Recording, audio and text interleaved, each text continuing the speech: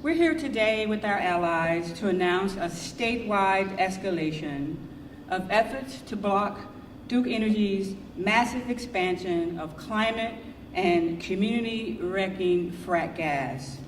To do so, we're calling on Governor Roy Cooper to use his executive authority to formally declare a climate emergency in North Carolina. This will help prevent climate disasters instead of just responding to them. The climate emergency is accelerating. It's time for unprecedented leadership. Some 1,300 local and national governments have declared a climate emergency. We're calling on Governor Cooper to be the first U.S. governor to do so. More than 72 diverse organizations and businesses have signed the letter that we will present to Governor Cooper today. Many of them are youth groups and people already suffering the impacts of climate disasters, some who live in a nearly constant state of emergency and recovery. To amplify this injustice, many of them are being targeted by Duke Energy for its proposed Atlantic Coast Pipeline, a liquid gas storage facility in Robeson County, and dozens of new power plants. The science is clear that expanding the use of gas is making the climate crisis worse. And leading scientists say Duke's massive gas expansion must be stopped.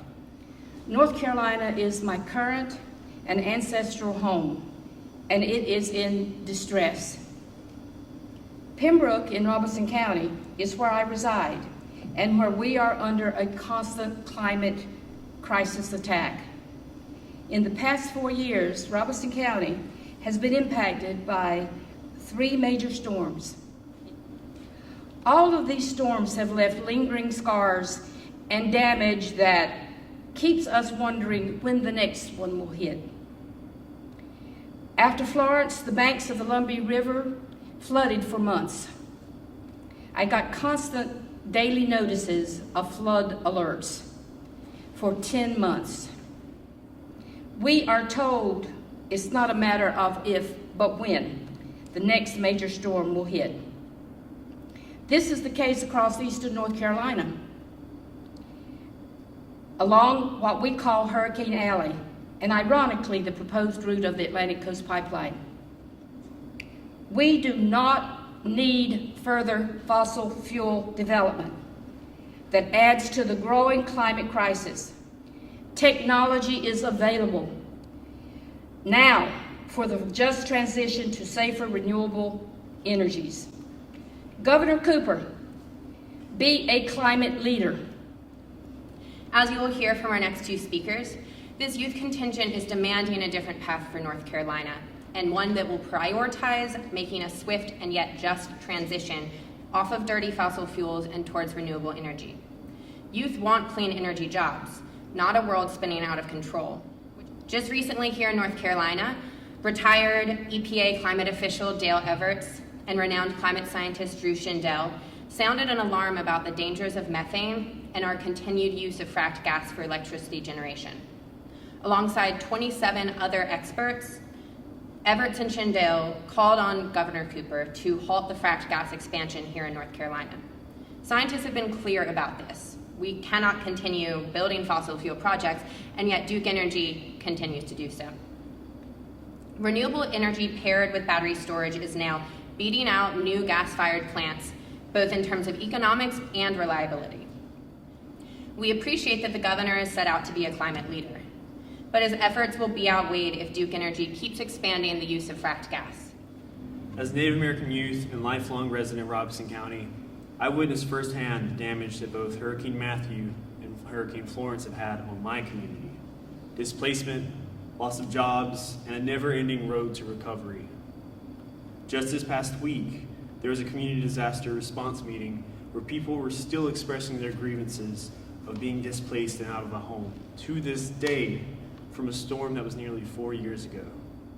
The science overwhelmingly backs and supports the fact of how exacerbated the impact and issue of the climate crisis is on natural disasters. We need Governor Cooper to take a stand and put a stop to these projects and lead us to a greener, cleaner energy future for North Carolina. Because hundreds and thousands of youth all over our state and our nation care about these issues. And we understand that these issues fall on our backs and our future. And we are watching the governor to see his actions. You know, Duke Energy is rapidly expanding and its use of frack gas, regardless of how many climatologists advise the governor against it, to stop fuel projects at least. And the fact of the matter is Duke Energy doesn't have any intention of stopping anytime soon, unless the governor uses his power to stop them. And they are out of control, they've been out of control, but we have let it go for too long. We have ignored it for too long. The question is, Mr. Governor, are you going to let the Duke Energy conglomerate walk all over you? Or are you going to express the good qualities of a leader and use your power to stop Duke Energy in their tracks and stop their gas expansion? Thank you. My name is Jim Warren. I'm director of NC Warren, and to recap what we're hearing today, I mean, people are hurting. Duke Energy's making it worse, and we need the governor to stop it. Governor Cooper's legal authority is stronger than that of many of the 1,400 leaders who have already declared climate emergency. Under the North Carolina Emergency Management Act, the governor has broad authority to declare a state of emergency because we indeed have an ongoing emergency.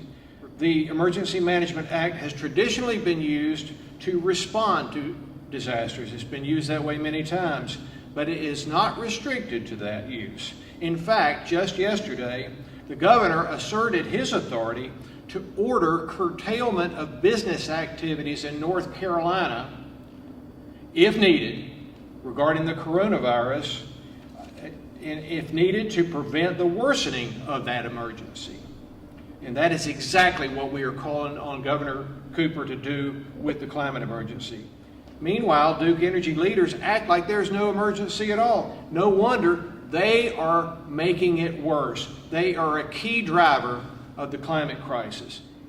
Cooper told WRAL in October that a moratorium on gas projects should be considered in the near future. We're urging Governor Cooper to make it happen. Thank you again for coming.